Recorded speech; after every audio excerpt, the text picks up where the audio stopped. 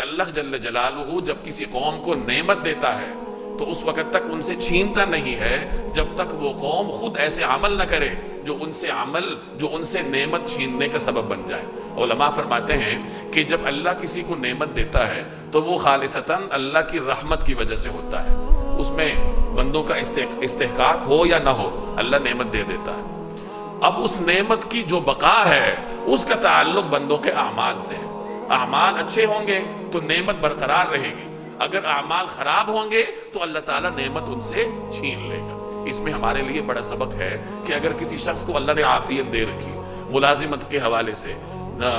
कारोबार के हवाले से, घरेलू हवाले से, तो उसे उस आफियत पर शुक्र अदा करना चाहिए और इस आफियत को बरकरार रखने के लिए उसे अल्लाह तबारक व तआला की इताअत करनी चाहिए। अगर वो ऐसे अमाल करेगा जो उस नेमत के मुनाफी होंगे तो उसकी बदअमालियां वो नेमत